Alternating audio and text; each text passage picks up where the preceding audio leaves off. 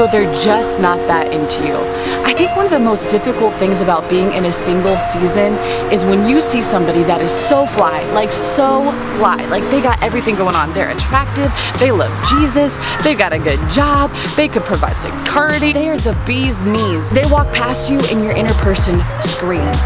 They make eye contact with you and the entire world seems to stop. They say, hey, and you're starting to plan the wedding. You know what I'm talking about. But the worst part is, when you find out, you come to realize it's just not mutual. You feel something that they don't feel.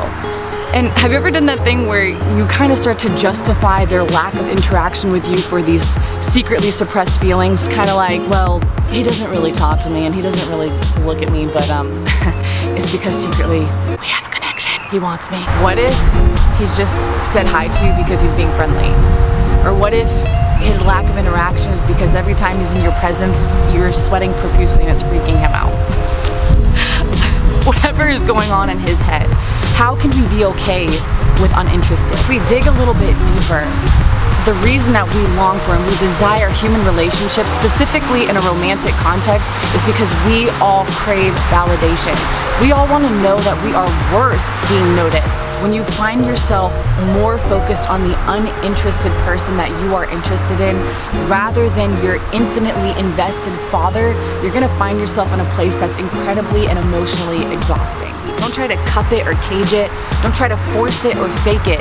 If it's from God, then there's nothing I believe that you could do to stop it from happening. I want to give you a very practical strategy on how we can accomplish this. Will it be cheesy? Slightly. Helpful? Hopefully. How can we be okay? First, we want to return to our original love, our first love. See, Jesus talks about this in Revelation 2:4.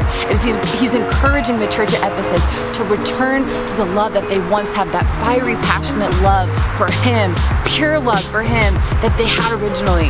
That's where we need to make sure and maintain our hearts. We are the steward of our own hearts. It's our job to make sure we keep it in that place.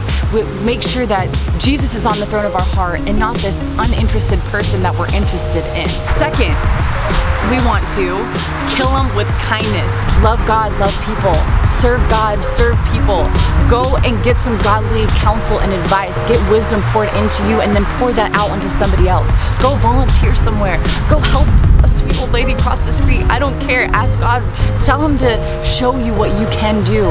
Because a lot of times we are so distracted, we become so inwardly focused that when we go from a me focus to a He focus, we get everything back into alignment and we become healthy emotionally again.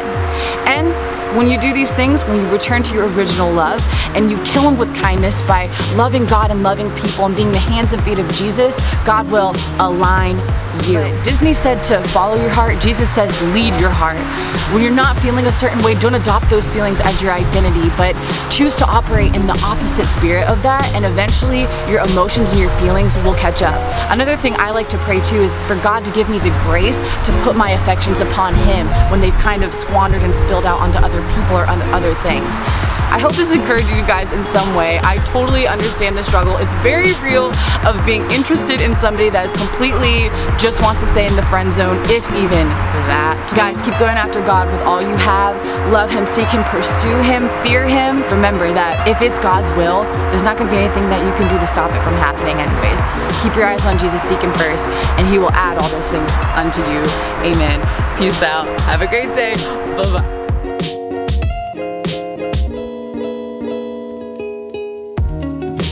What if honestly, they're literally just not paying attention? You're trying to put out these different signs and signals and he's not getting it. That bug just flew right in my face.